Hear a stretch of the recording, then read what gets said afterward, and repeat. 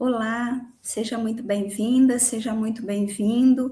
Você que está assistindo esta gravação desta palestra pelo canal do YouTube do Centro Espírita Virtual Fraternidade Maria de Nazaré ou pelos canais parceiros que nos ajudam a divulgar as atividades da nossa casa. Nós queremos te convidar para fazermos a prece, para iniciarmos essa atividade. Deus Pai, queremos agradecer por essa oportunidade de trabalhos, de estudos, rogando aos amigos espirituais que possam continuar intuindo esse trabalho e pedimos pelo Gabriel, que estará fazendo a palestra nesta noite, que ele continue sendo envolvido por esta dimensão espiritual, sendo intuído na boa palavra, trazendo sempre reflexões importantes para as nossas vidas. Pedimos por todos os lares aqui conectados conosco, que as bênçãos do mundo maior possam envolver a cada um, levando aquilo que cada lar necessita neste momento. Muito obrigada, meu Deus, mais uma vez. Iniciamos então a palestra da noite. Nós já vamos convidar o Gabriel, mas queremos só compartilhar aqui alguns recadinhos. Excepcionalmente, nós estamos gravando a palestra esta semana. Então, não haverá passe ao final da palestra, e as mensagens que forem deixadas aqui no chat, a gente não vai conseguir responder. Mas na próxima semana estaremos ao vivo, com o passe, com o compartilhar aí das mensagens, mas com certeza teremos um momento de muitas reflexões aqui para você que estará acompanhando essa gravação, tá bom? Então, vou convidar aqui nosso amigo Gabriel, seja muito bem-vindo, Gabriel. Uma alegria recebê-lo. Olá, minha amiga. Muito obrigado pelo convite, pela oportunidade. Para mim é sempre uma satisfação estar junto de vocês aqui. Nós é que te agradecemos demais aí, né? Por essa disponibilidade de estar aqui. O Gabriel, ele é trabalhador aqui em Juiz de Fora, em várias frentes aí do movimento espírita, e ele vai falar para a gente hoje sobre reencarnação, dogma ou ciência.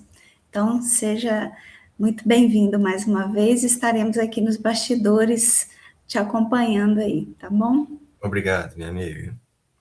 Minha gente, desejo que essa seja uma reflexão útil para todos nós, uma discussão a partir do entendimento espírita, né?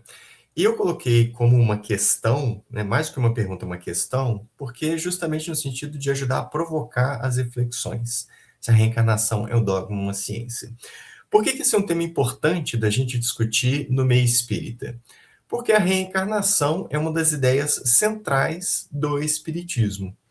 Provavelmente a gente vai associar muito rapidamente algumas palavras do espiritismo, como espírito, mediunidade, reencarnação, provavelmente é uma das primeiras palavras que aparece. Então, o conceito de reencarnação ele é muito importante. Tá? Ele é um dos identificadores muito fortes do pensamento espírita e cumpre um papel teórico também muito importante. Então, como é uma das ideias centrais, sempre é oportuno a gente retornar essas ideias para expandir considerações, para aprofundar o estudo e tentar melhorar a nossa compreensão a respeito do conceito desse fenômeno, que é a reencarnação. Lembrando que, a princípio, Allan Kardec não cogitava sobre a reencarnação. Allan Kardec realizou seu trabalho de sistematização da doutrina espírita na França, nas décadas de 1850 e 1860. Foi lá que ele realizou seu trabalho. E está fortemente ancorado a sua atividade no contato mediúnico. Foi a partir da mediunidade que ele deduziu pela existência dos espíritos, ou da alma, como queira, e a partir daí continuou construindo todo um conjunto teórico que é justamente o espiritismo. E aos poucos ele foi trocando essas ideias, foi organizando isso tudo dentro de um pensamento regular, estruturado, essa coisa toda. Em algum momento, ele chega até a reencarnação, mas ele não cogitava disso a princípio. Inicialmente, no trabalho de Kardec, ele estava admitindo a existência da alma, que sobrevive à morte do corpo físico, conserva a individualidade e é capaz de se comunicar com quem está encarnado, através da mediunidade. E nessas conversas com os espíritos, à medida que ele foi levantando vários temas e foi desenvolvendo o corpo da doutrina espírita, ele chega na ideia da encarnação. Pessoalmente, ele não era antes nenhum adepto, não tinha interesse. Inicialmente, nos trabalhos espíritas, ele não fica exatamente empolgado pela ideia da encarnação, mas à medida que ele continuou os seus diálogos com os espíritos, ele se convence da realidade da encarnação. Por que eu estou colocando como uma questão se é um dogma ou é uma ciência? Porque como o espiritismo está esbarrando em diferentes áreas do saber e tenta enunciar para si uma posição nesses vários campos de saber, necessariamente a reencarnação é um tema que vai esbarrar tanto em conteúdos religiosos quanto em possíveis pesquisas científicas relacionadas aos fenômenos espirituais. O espiritismo várias vezes fica nessa fronteira, nesse lugar que é um entrelugar dos saberes, né? E com a reencarnação da mesma forma. Então, o recorte que eu vou fazer hoje é quais são os fundamentos utilizados por Allan Kardec para ter feito a opção pela reencarnação. Em que medida a gente pode hoje examinar as escolhas de Kardec, concordar total ou parcialmente com as escolhas dele? Examinar criticamente as suas escolhas, a condução intelectual que ele fez do seu trabalho, sem cobrá-lo por aquilo que ele não poderia fazer na época dele. Espero que isso fique mais claro ao longo do desenvolvimento. Na sequência, como segunda e última parte, eu vou abordar possíveis pesquisas científicas hoje, na contemporaneidade, que a gente é capaz de fazer sobre esse objeto de estudo, reencarnação. Então, será que as pesquisas hoje dialogam com aquilo que Kardec trabalhou na época dele? Será que os argumentos que ele apresentou têm validade nos dias de hoje? E por aí vai. Então, meu recorte é discutir fundamentos do conceito de reencarnação. Como é um tema muito vasto, muito abrangente, então convém eu explicar de princípio por onde vou caminhar. E por que acho importante discutir os fundamentos? Também para que a gente não caia numa posição dogmática, né? O dogmatismo é a posição de assimilar os conteúdos como verdades prontas, acabadas e inquestionáveis. Isso é muito típico do pensamento religioso, embora não seja obrigatório ter uma experiência religiosa dogmática. Mas, em boa parte dos casos, é isso que acontece. Então, discutir os fundamentos da ideia de reencarnação é a gente pensar criticamente sobre aquilo que está embasando aquilo que, de alguma forma, a gente acredita. Porque se a gente fala que é espírita, a gente acredita em reencarnação. Existiram algumas experiências espíritas na época de Kardec, na Inglaterra e alguns americanos, que eram espíritas não reencarnacionistas. Mas como no Brasil, os espiritismos que a gente tem aqui são todos derivados dessa experiência de Kardec, que foi transplantada para cá, importada para cá, então a reencarnação está em todos os espiritismos derivados aqui no Brasil. Então convém a gente analisar fundamentos para fazer um exame crítico e verificar até que ponto eles são bons, em que medida a gente pode melhorar, ou se converia até mesmo a gente abandoná-los, trocá-los por outros, mudá-los de ideia. Enfim, essa abertura no ceticismo saudável que a gente pode e deve alimentar examinando esses conteúdos espíritas. Muito bem, está aí a justificativa inicial. Vou fazer, então, a minha reflexão a partir do Livro dos Espíritos, no seu item 171. É isso mesmo, né, gente? Item 171. Allan Kardec está no capítulo onde ele está discutindo justamente o tópico da reencarnação. Tá legal? Então, esse retorno da vida espiritual para o mundo material. Ele está discutindo vários aspectos da reencarnação. Mas, no primeiro momento, ele está interessado em discutir a justiça da reencarnação, né? E ele faz essa pergunta aí, são palavras de Allan Kardec. Em que se funda o dogma da reencarnação? E logo de princípio, para um estudioso atento de espiritismo, isso levanta uma atenção, porque há uma afirmação muito repetida no ambiente espírita de que o espiritismo não é dogmático, porque ele é baseado nos fatos e na lógica, porque ele se abre para as dúvidas a respeito dos seus conteúdos, porque o espiritismo afirma que tem uma abertura para modificar certos pontos em que se comprove que ele porventura esteja equivocado, e por aí vai. Então, há um discurso espírita de uma ênfase que o caráter do espiritismo é não dogmático. Mas quando a gente observa Kardec discutindo na obra fundadora do sistema que ele inaugurou, que é o Espiritismo Kardecista, ele está discutindo os fundamentos do dogma da reencarnação. Então, o próprio sistematizador da ideia espírita, que está trabalhando a reencarnação como um dogma, percebem? Não sou eu, Gabriel, que estou forçando isso, são palavras dele. Ah, mas é um problema de tradução. Não, não é.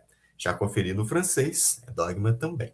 Aí convém a gente pensar, analisando o todo da obra, para buscar compreender em que sentido, então, Allan Kardec está usando o conceito de dogma aí.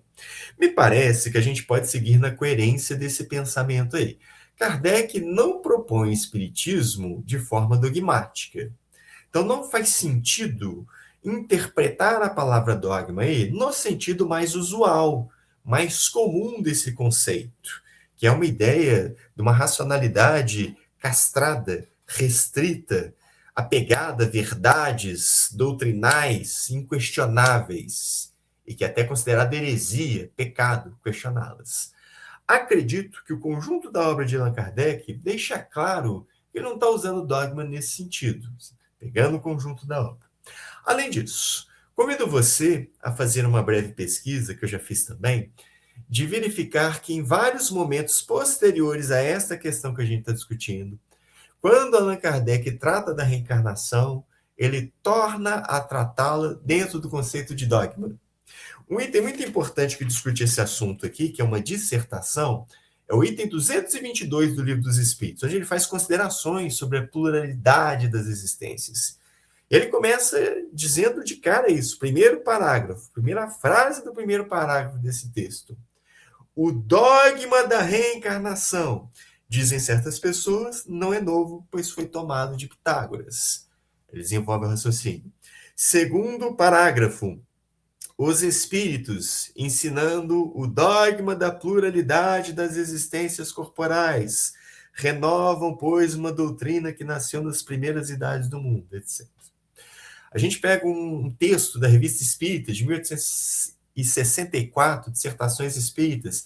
Allan Kardec se refere à reencarnação também como um dogma. Então percebam, ele não está usando o dogma da reencarnação aqui como uma posição isolada também. É um tratamento recorrente na obra de Allan Kardec.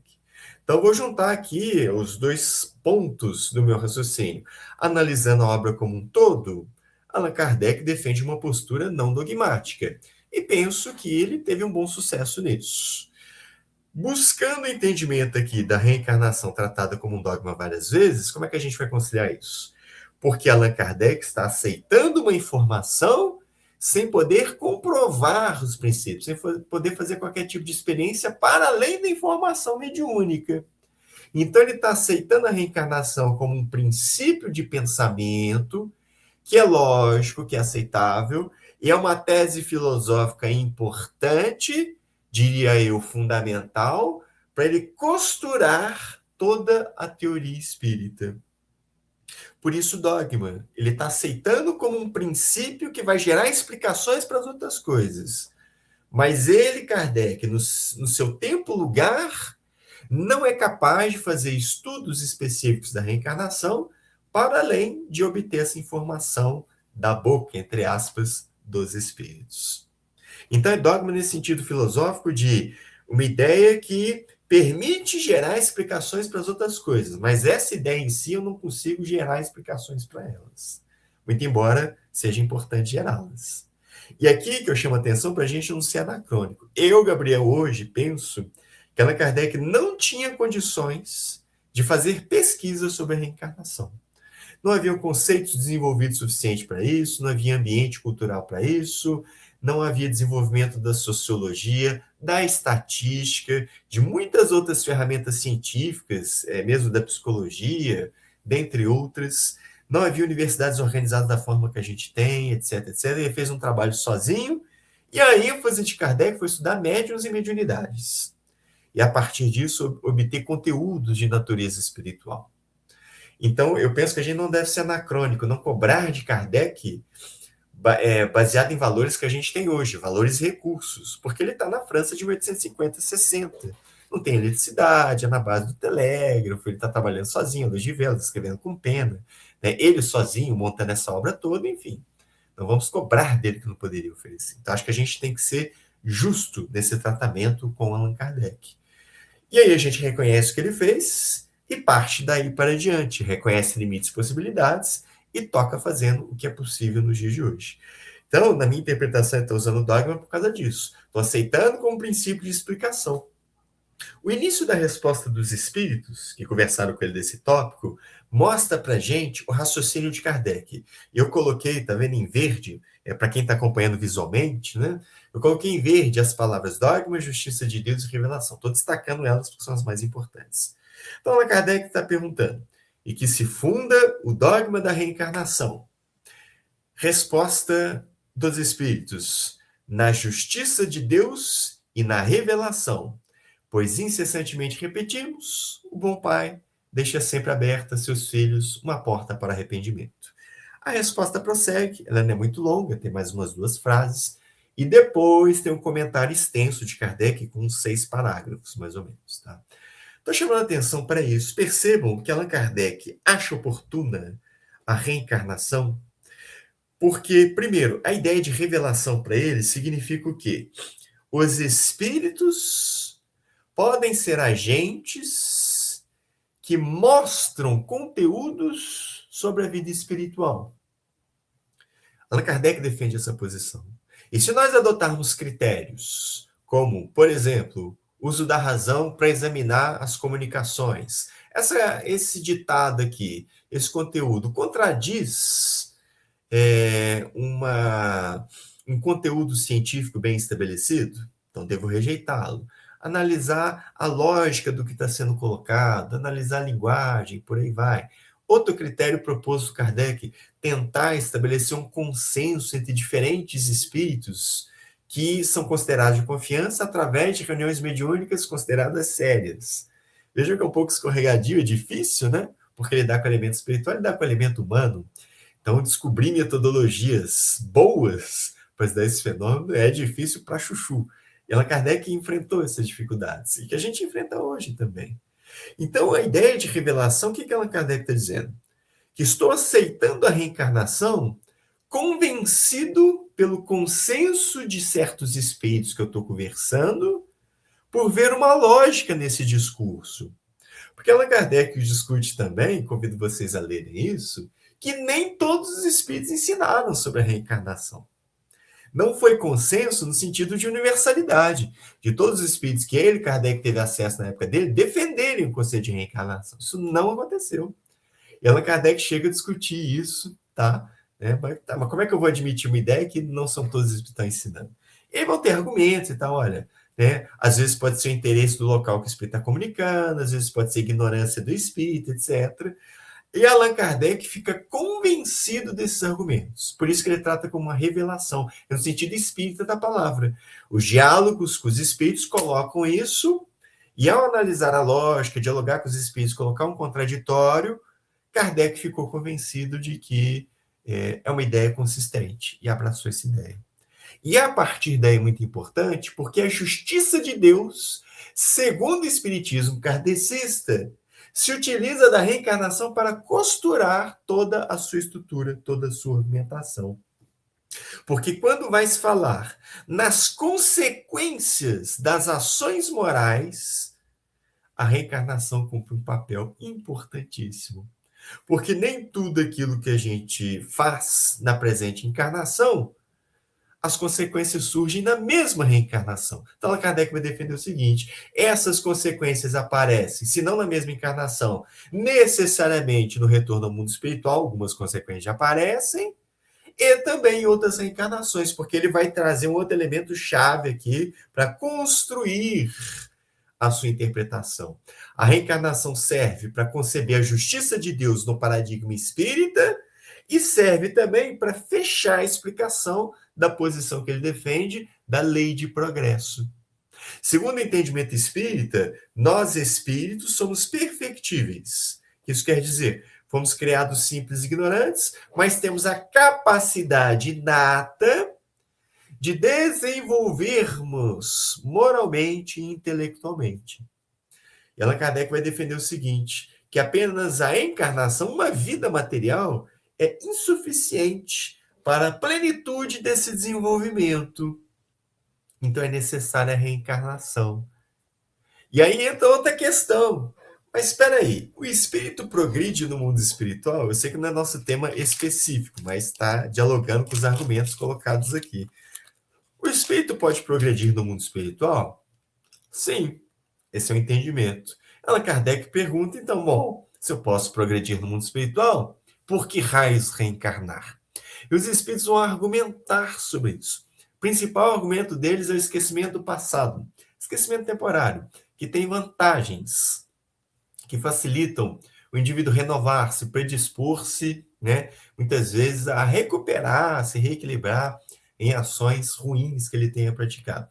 Existem outros argumentos, que eu não vou abordar aqui hoje, para concentrar só aqui no foco da sustentação, tá? Mas existem outros argumentos interessantes para justificar a necessidade da reencarnação para a lei de progresso. Então, Allan Kardec está aceitando a revelação da reencarnação, no entendimento de que isso é essencial para construir a tese espírita da justiça de Deus, isso está colocado na resposta, e depois, quando a gente lê a obra como um todo, percebe, também para a lei de progresso. Quando a gente lê esse capítulo, no qual está inserida essa questão 7.1, está essa ideia lá. O espírito vai realizando sua perfectibilidade no decorrer das sucessivas vidas, em várias reencarnações. Sem um limite fixo. Vão ser 100, 200, 300, porque aí entra o livre-arbítrio e aí a coisa fica totalmente dinâmica. Então não há marcador, né, de número de reencarnações para cumprir isso daí. Então vejam, aqui está o fundamento de Allan Kardec. Quando ele está falando da justiça de Deus, minha gente, Allan Kardec está tentando entender o seguinte, tá? Por que uns nascem na miséria e outros na opulência? Porque a maior parte das pessoas nasce com o corpo com todas as suas funcionalidades, mas já há pessoas que de nascença já nascem comprometidas funções, locomoção e por aí vai. Por que uns nascem de um certo jeito ou de outro? Tá? Então, essas desigualdades sociais de nascença incomodavam Kardec. Tá? Destino futuro, também alguma coisa que incomodava ele. Como que essa justiça de Deus pode condenar, segundo o pensamento religioso tradicional, alguém a arder eternamente no sofrimento e não dar uma oportunidade dessa pessoa se reparar? Então, no argumento de Kardec, é uma tese filosófica, percebe? Então, olha, a reencarnação permite isso. O indivíduo erra aqui, recolhe as consequências e repara. A maioria das vezes não dá para fazer na mesma reencarnação, então ele vai fazer em reencarnações futuras. Então, percebe? Essa revelação é útil para Kardec e ele aceita sem poder esmiuçar o fundamento da reencarnação, porque ajuda ele a costurar a teoria espírita sobre a justiça de Deus e sobre a lei de progresso. Não tem como fazer espiritismo kardecista sem reencarnação. Você não discute justiça, por exemplo, sob a perspectiva kardecista, sem falar em reencarnação. Então, ela é essencial por causa disso. Então, essa é a primeira parte legal. Mas Kardec buscou outros argumentos, não é? E que eu acho importante até mostrá-los. Quais são outros argumentos que Allan Kardec apresentou? Eu separei em 2 grandes blocos aí. O primeiro deles, Kardec faz uma referência que eu estou chamando de antigas tradições. Allan Kardec está dizendo o que é óbvio para quem estuda a reencarnação. Não é uma ideia nova do Espiritismo. Muito pelo contrário. A reencarnação é uma concepção antiquíssima, especialmente entre as tradições religiosas e filosóficas orientais. O que no Ocidente é exceção em termos de doutrinas, no Oriente é o feijão com arroz, é a regra. estranho no Oriente é doutrina que não prega a reencarnação. Então, Allan Kardec faz referência a isso. Olha, não é uma novidade. Então, hinduísmo, budismo, taoísmo, shintoísmo, por aí vai. As religiões orientais são antiquíssimas, de 5.000 anos atrás, como é o caso do hinduísmo, são reencarnacionistas. Alguns filósofos ocidentais, aventaram a ideia de reencarnação. Kardec faz referência a Pitágoras. A gente pode falar mesmo de algumas ideias em Platão, né? Se bem que ele fique mais relacionado ao mundo espiritual, né? Então, Allan Kardec vai dizer, olha, nós temos aí uma tradição antiga. É uma ideia que já vem. Allan Kardec está defendendo o quê? Que hoje o Espiritismo está colocando a reencarnação numa nova roupagem, né? E ele considera que é mais racional. Acho que ele exagerou nisso, mas tudo bem. Tá? Então, a nova proposta de entender a reencarnação, mas ideia em si é uma ideia antiga. E Allan Kardec recorre à Bíblia, no Livro dos Espíritos e no Evangelho segundo o Espiritismo. Por que, minha gente, ele acha importante recorrer à Bíblia? Allan Kardec é um francês de meados do século XIX na França, ultracatólica. Allan Kardec foi atacado pelo clero várias vezes. Quem está produzindo um trabalho, ainda mais com algumas ideias que não são hegemônicas, e que começa a disputar espaços com as que são hegemônicas, tem que negociar com quem é hegemônico. Não tem como. Não era possível Allan Kardec fazer o trabalho dele sem dialogar com a Bíblia, porque é o pensamento religioso dominante em seu tempo e lugar. Então ele tem a preocupação de referendar a reencarnação na Bíblia, porque ele quer dialogar com a tradição que domina a cultura onde ele está. Então ele vai citar o caso de Nicodemos, ele vai falar de João Batista e Elias, ele vai citar o profeta Isaías, são as principais passagens que ele, Allan Kardec, vai interpretar como suporte para a reencarnação. Muito embora as doutrinas cristãs tradicionais não interpretem essas passagens da mesma forma. Longe disso. Essas doutrinas rejeitam a ideia da reencarnação. O catolicismo, por exemplo, vai trabalhar com a ideia de ressurreição, nem de reencarnação, né? Mas Allan Kardec faz esse apelo à tradição e ao texto bíblico. Então, assim, olha, a gente está vindo de uma história, e mesmo no principal livro da tradição religiosa onde a gente está, elabora isso daí.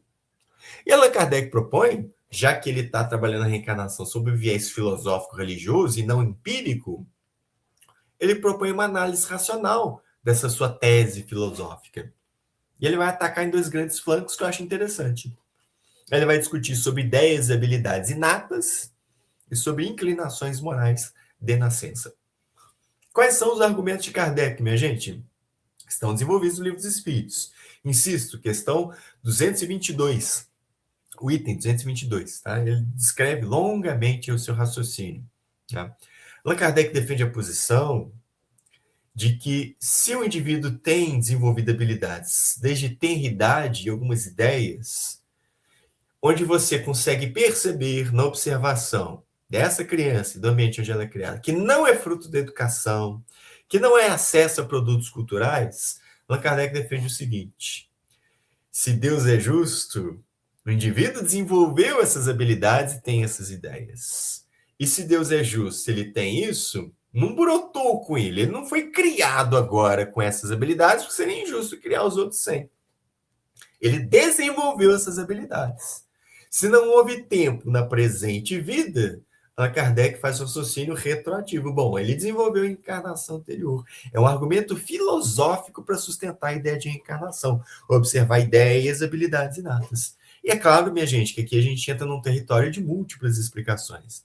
Você pode conversar, por exemplo, com fisicalistas que adotam o materialismo como uma perspectiva filosófica, eles vão dizer, olha, não, mas eu posso pensar em termos de variações genéticas ligadas ao ambiente familiar, mesmo que o ambiente familiar em si não seja o suficiente, mas aquela organização genética específica naquele meio favorece a eclosão disso aí, por exemplo. Não precisaria apelar a uma hipótese espiritual. Então, há explicações diferentes. A tese espírita é que a gente pode peneirar casos e chegar à conclusão, em muitos deles, de que essas ideias e habilidades inatas têm que ter uma origem anterior. E essa origem anterior, Allan Kardec atribui a reencarnações prévias. Essa é a defesa que ele faz. Aí, claro, a gente pode pensar em muitos exemplos. Eu gosto sempre de lembrar do Mozart, músico que, além de ser genial, como muitos outros que a gente acumulou nos últimos 5, 6 séculos da música clássica, especificamente, mas, além de tudo, Mozart foi precoce, aprendeu a executar instrumentos muito cedo e executar bem, fazia composições quando era criança, e composições excelentes, assim, sofisticadas, essa coisa toda desde criança. Gênio precoce. Então, Allan Kardec olha para o Mozart e diz assim, mas de onde vem isso? O indivíduo, o espírito que está ali desenvolveu em encarnações anteriores. Então, ele considera isso como um argumento, uma análise racional que dá suporte filosófico à ideia de encarnação. E no mesmo sentido de raciocínio, as inclinações morais. Crianças ainda em tenra idade, que apresentam inclinações morais distoantes do ambiente da criação que recebem. Às vezes muito distantes. Pessoas que estão no ambiente salutar, em famílias comuns, mas crianças que têm um sadismo, que têm uma crueldade de arrepiar, assim, e que às vezes chegam até a praticar atos chocantes. Bom, mas de onde está vindo essa inclinação moral? Por isso que está dizendo que é inclinação completamente divergente do ambiente onde esse sujeito está sendo criado, e muito novo para ter acumulado uma bagagem, para ter se socializado com outros, aprendido no grupo, fazer isso tudo. É daquele ser em si, não vem do ambiente. E não posso forçar a barra dizendo que é origem genética, senão a genética explicaria prática de crimes, por exemplo. Por aí vai. Então, a Kardec adota isso como argumento. E no sentido contrário também. Crianças em tenridade que estão em ambientes, vamos dizer assim, moralmente depravados ou complicados, com exemplos éticos duvidosos, com ambientes que favorecem, né, essas práticas, e pessoas extremamente virtuosas, uma noção de correção, de honestidade, uma integridade completamente distante da família, do ambiente, por aí vai. Então, a Kardec defende que essas inclinações morais distantes da criação e do ambiente dão suporte racional para a tese filosófica da reencarnação. São boas ideias que Allan Kardec apresenta, minha gente, mas elas são baseadas em dados empíricos. É mais fácil, por assim dizer, estudar mediunidade do que a reencarnação. Por quê? Mesmo que eu não acredite em mediunidade em espíritos, há centenas de pessoas que alegam que são médiums e que alegam viver fenômenos mediúnicos.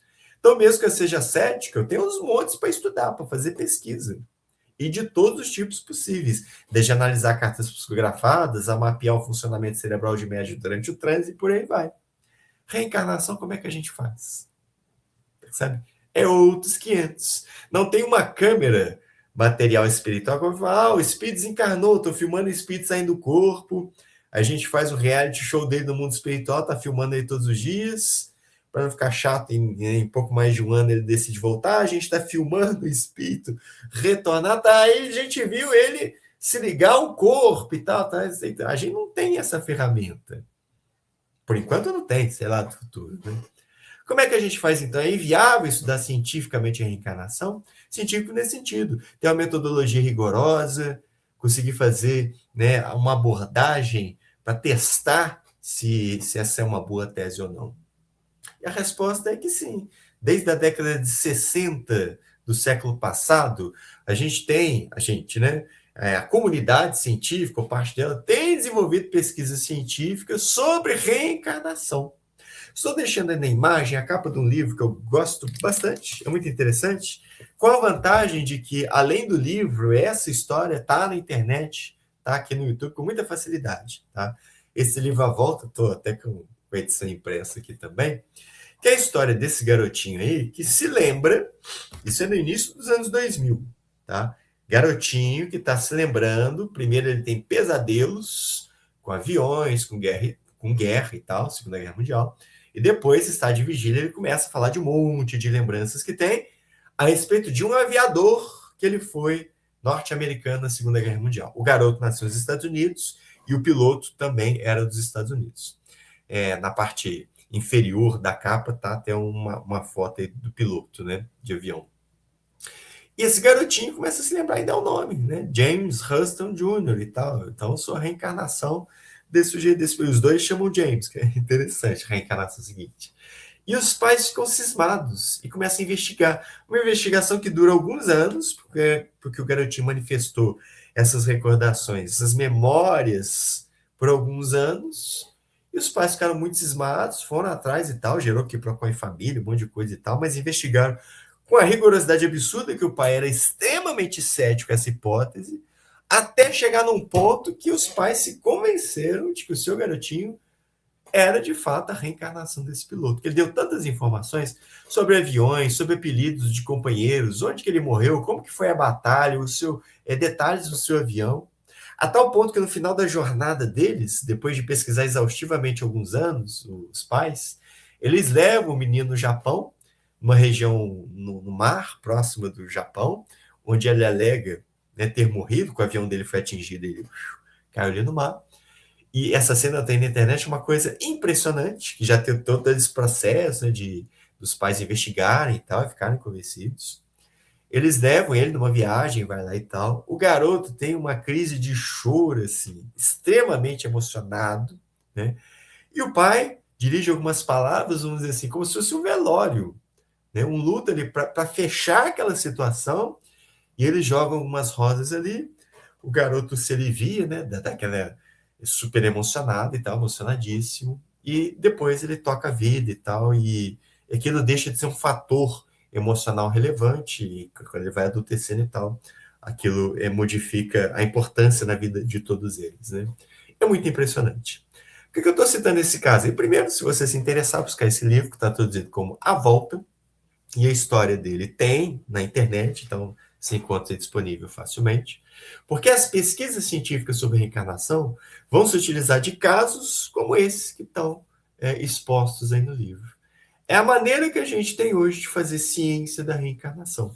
Começou na década de 60 nos Estados Unidos, com o Dr. Ian Stevenson, na Universidade da Virgínia, que continua até os dias de hoje. Já temos o Jim Tucker e outros pesquisadores que estão vindo aí na sequência.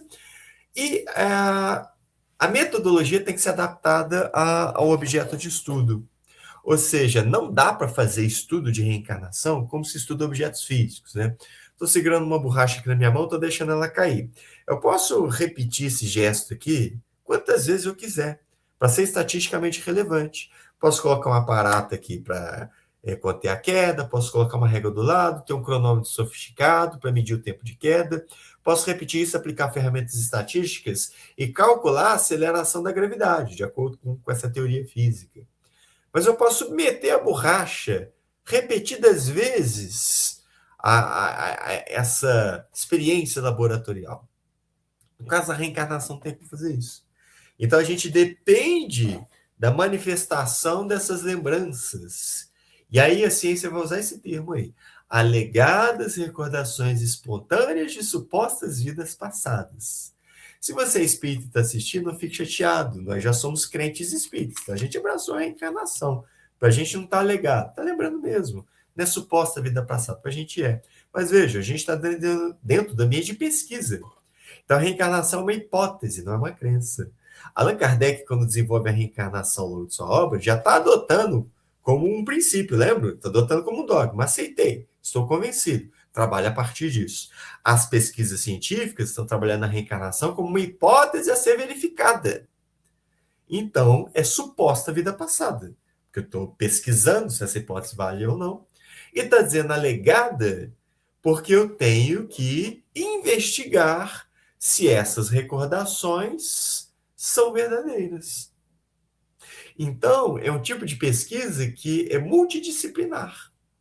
Vai envolver psicólogos, vai envolver sociologia, vai envolver trabalho forense, investigativo mesmo, sabe? Essas coisas assim, vasculhar dados, banco de dados e por aí vai. Aspectos geográficos, depende da situação. No caso desse garoto, você tem que chegar e investigar a construção de aeronave, história da Segunda Guerra Mundial, detalhar baixas em batalhas na guerra, etc, etc. As pesquisas de reencarnação são multidisciplinares. Muitas vezes ferramentas estatísticas podem ser relevantes para ver se aquilo não pode ser um chute ao acaso, etc, etc. Então, é possível investigar cientificamente a reencarnação. Mas, vejam, é preciso ter uma coletividade de ferramentas, de um par institucional e dinheiro para fazer isso. impossível de Allan Kardec fazer na sua época e lugar. Por isso que eu falei, ele não pode cobrar ele um negócio como esse. Impossível. Mas o que Allan Kardec tem um espírito falar, eu reencarnei na vida passada assim, fiz tal coisa na reencarnação passada, por isso que nessa agora eu passei por tal provação, isso aparece no livro Céu e Inferno. Mas são informações mediúnicas, estudar a reencarnação diretamente, para além disso, era impossível dele fazer. E nem era o foco. Aqui não. Coloca essa tese para investigar. E investigar principalmente a partir desses casos. É o que a gente tem para hoje, como se diz. E, minha gente, estou dando ênfase no espontâneas. É possível estudar em memórias induzidas? Sim, mas elas adicionam uma camada de desconfiança nos estudos, tá? Porque pode ser feita indução a vidas passadas através de hipnose, há propostas de terapia de vidas passadas que são baseadas em induzir o paciente à regressão. Só que o problema é o seguinte, como está sendo feito alguma forma, seja ela qual for, de indução de memória, você pode contaminar o conteúdo dessas alegadas recordações com os desejos do próprio profissional, estou supondo que seja um profissional que está induzindo aquela regressão, como também o próprio inconsciente, os desejos, inconsciente e os desejos do encarnado que está sendo induzido, podem misturar ali, dar um colorido na lembrança. Então, é possível fazer? É, mas se adiciona um complicador na análise. Então, os casos se concentram nas lembranças espontâneas. E quase 100% dos casos estudados são de crianças. Tem adultos, tem pessoas que na fase adulta começam a alegar recordações espontâneas? Tem, mas é minoria, então estatisticamente a relevância está nas crianças. E segundo ponto, por que é preferível crianças? Você tem menos tempo de vida, tem menos bagagem cultural acumulada. Então, isso é uma vantagem, né? E segundo, o universo da criança não tem certas construções intelectuais, nem conhecimentos adquiridos. Então, também é mais fácil você delimitar até onde que essa criança poderia chegar por ela mesma, dando notícias sobre certos tipos de conhecimento, eventos, etc, etc. Então, o motivo é duplo de ser com as crianças, né? Porque tem menos bagagem cultural e intelectual acumulada na presente vida e porque, estatisticamente, né, é o que aparece mais de 90% dos casos.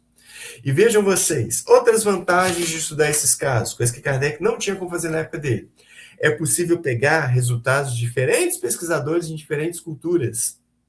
Uma das críticas justas que surgiram nos anos 60, 70 foi, mas são poucos casos, por volta de 100. Todos esses casos vieram da Índia, país reencarnacionista. São críticas pertinentes. Ao longo das décadas, batalhando contra o desinteresse e o ceticismo do meio acadêmico, as pesquisas foram expandindo e continuam se expandindo hoje, ao ponto que a gente tem dezenas de países com milhares de casos estudados em culturas muito diferentes. Estatisticamente passa a ganhar relevância, não é mais caso isolado. Isso, minha gente, é muito importante para nós que estamos no paradigma espiritualista, porque o mesmo vale para juntar evidências para a existência da alma. Nenhum caso isolado é a prova, ou a prova definitiva de que existe alma, de que existe mediunidade, de que existe reencarnação. Isso não é bom para o paradigma espiritualista. Nenhum caso é bala de prata. O conjunto das evidências é que permite chegar às conclusões. Quem disse isso pela primeira vez de modo explícito foi um pesquisador espírita da virada do século XIX para o XX, Ernesto Bozan. Todos os livros dele são baseados nessa ideia, que é muito legal. Casos isolados, eu citei aqui, são bons, ilustram, dão ideia de como faz. O caso isolado não comprova nada. A força da tese está na coletividade. Então, é a partir do conjunto das pesquisas e dos casos que a gente se convence que a única interpretação racionalmente defensável é a reencarnação. Percebe? Por isso que os estudiosos vão dizer, os casos que eles conseguem concluir, investigam e são muito bons, eles chamam de casos sugestivos de reencarnação. E boa parte deles investigam e inconclusivo. A gente tem que ter isso em mente também. Muitos casos que vão ser estudados, você não vai concluir nada. Não tem suporte para isso. E aí os tópicos que a gente precisa pensar nessas pesquisas aí, que são importantes. Primeiro ponto, o que tem que se analisar? Se as memórias apresentadas, as alegadas memórias, são precisas, ou seja, se elas foram registradas antes da verificação pela família, sabe? Porque se a família já comentou, já falou, já mostrou alguma coisa, bom, poderia ter escutado, guardado de maneira inconsciente, blá, blá, blá. Então, essas memórias são precisas? Primeiro ponto. Investigar rigorosamente para ver se confere. Porque o indivíduo pode dizer que lembrou de alguma coisa, você vai lá conferir. Não tem isso. Ou não é exatamente desse jeito. Então, é uma memória imprecisa. Né? Conferir se a memória é precisa. Isso é trabalho investigativo. Às vezes tem que ir para outra cidade, às vezes para outro país, às vezes tem que descobrir segredo familiar. Tem processo investigativo. Isso não brota do nada. Investigações precisas. E nessa investigação também verificar. Os pais jogaram isso antes? A criança teve acesso de alguma forma ou não? Né? E à medida que os pais estão registrando que a criança alega, né? Se antes, né? Percebem? Da família ir lá e verificar, para depois dizer que ela lembrou? Então, começa por aí. Segundo, uma área que está se abrindo cada vez mais hoje em dia, muito interessante, desafiadora. Investigar marcas de nascença e defeitos congênitos que são consistentes com lesões sofridas pela suposta personalidade anterior. Sujeito, repara, minha gente, que esses tópicos todos estão dentro do anterior que eu falei aqui, das memórias. Tá? Isso tudo aqui é aberto a partir das memórias. Tá lá, o indivíduo alega que morreu com um tiro no coração, uma morte traumática, etc, etc. E aí a marca que ele tem de nascença na região torácica é consistente com a morte que ele alega ter sofrido na reencarnação anterior. Isso sugere que é uma memória legítima. Não comprova que é daquela reencarnação. Percebe? Mas são indicativos. Então, tomados isoladamente não dá. Mas se juntar com outros indicativos, favorece a tese, sugere a tese de reencarnação para aquele caso ali. Se juntar vários casos, né, ela ganha consistência, assim que a coisa funciona, tá? Os estudos das marcas de nascença e defeitos congênitos, ultimamente têm se concentrado bastante na cabeça e no pescoço. Se você procurar na internet, você vai encontrar bons artigos científicos sobre isso. Parte deles são abertos ao público, senão você encontra boas reportagens, até com esses estudiosos falando o que eles fazem, como é que funcionam, dando exemplos de alguns casos, né, dessas marcas e tal. E são investigações, assim, bem rigorosas, tá, e que demonstram isso. Vejam que a gente está mostrando aqui, né, que tem uma consistência na tese proposta por Allan Kardec, percebem? Allan Kardec defende que as reencarnações são solidárias entre si, ou seja, o que eu faço numa reencarnação repercute nas seguintes. Reencarnação não é evento isolado. Ela se vincula ao que aconteceu nas e nas anteriores e vai gerar consequências nas posteriores. Ora, quando a gente discute marcas de nascença e defeitos congênitos, já é um exemplo disso daí. Mostra a consistência também no pensamento de Kardec. Outro ponto que os estudiosos têm encontrado, isso é novidades, para mim é recente, tá? Percepção de reações emocionais e sintomas de transtorno de estresse pós-traumático que são coincidentes com o modo de morte da suposta personalidade anterior. Eles percebem isso. E aí você vai analisar isso. Suponha que seja uma criança, na maioria dos casos. Tá com sintomas do transtorno. Aí você tem lá os procedimentos específicos da psiquiatria para fazer um exame clínico para chegar nesse diagnóstico. Espera aí. Vamos verificar o que está acontecendo na vida dessa criança para ter transtorno. Porque transtorno de estresse pós-traumático, tipo, sei lá, de quem participou de guerra, quem foi estuprado e por aí vai. São situações que mexem profundamente com a pessoa. Mas como assim? A criança está ali, primeiro, na maioria das vezes não deu tempo para viver isso, embora, claro, infelizmente, há crianças que já passaram por situações ruins, mas não é o caso que eles estão vendo aqui. Essas crianças não atravessaram nenhuma experiência que possa ter gerado essas reações emocionais, assim, aflitivas. E aí, quando vão verificar, né, o modo de morte anterior, eles verificam uma conexão, que é como se fosse um quebra-cabeça que se encaixa. É literalmente isso, né? Você está vendo uma encarnação com um pedaço, um quebra-cabeça, aconteceu alguma coisa, você analisa o finalzinho da reencarnação anterior, né? E o iniciozinho da posterior parece que é um quebra-cabeça, parece que de fato é uma consequência ali, embora tenha havido ali uma vivência intermitente no mundo espiritual. Então, é um aspecto interessante, dessas memórias legadas tem coincidência dessa caracterização emocional psicológica com o modo de morte da personalidade anterior. E um ponto aqui que dá um curtir para Kardec. Habilidades não aprendidas. O que Allan Kardec tratava quanto tese filosófica, racionalmente bacana, hoje em dia as lembranças abrem um franco de possível comprovação. Olha, o sujeito está legando a memória aqui, quando eu olho para as habilidades aqui da presente encarnação, que não foram aprendidas com a convivência dos pais, a escola ou a comunidade onde está inserido, e quando você olha as alegadas lembranças, pensa, olha, mas se eu assumir essas lembranças como verdadeiras, essas lembranças mostram onde que essas habilidades foram aprendidas. É de novo quebra-cabeça encaixando. Ponto para Allan Kardec. A tese é boa. Mas vejam, é o conjunto de indícios dentro de um caso que em conjunto sugere a reencarnação e o conjunto dos casos que sugerem a tese da reencarnação como um todo. Então é isso que tem sido feito hoje em dia. Gente, eu acho importantíssimo nós espíritas acompanharmos esse tipo de pesquisa, porque elas estão tocando em pontos importantes da doutrina que a gente abraça. Então, até mesmo para a gente ver qual é o status de racionalidade, de viabilidade, de possíveis evidências da reencarnação, acho importantíssimo a gente acompanhar.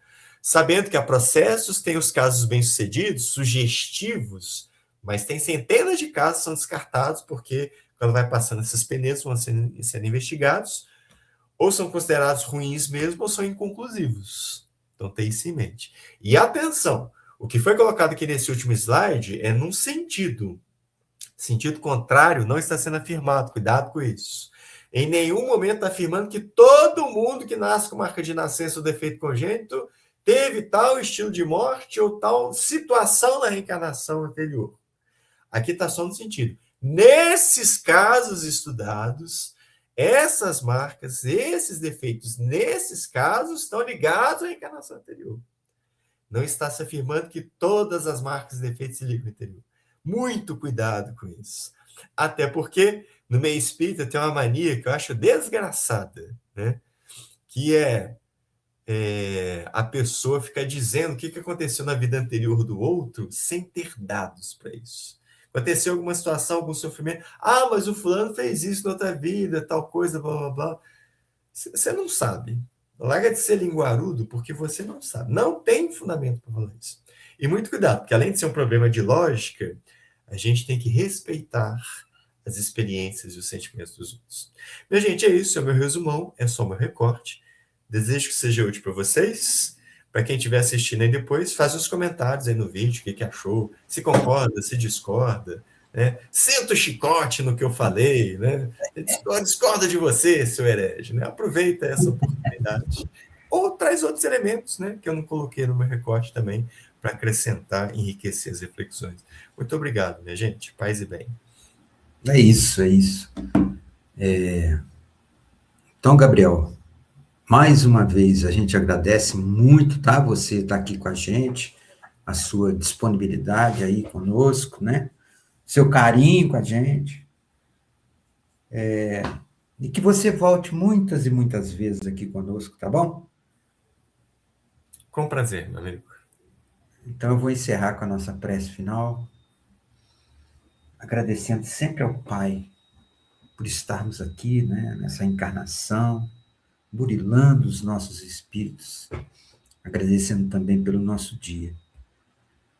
Jesus, Mãe Santíssima, Maria de Nazaré, espíritos mentores do Centro Espírita Virtual Fraternidade Maria de Nazaré, a quem também agradecemos pela condução dos trabalhos,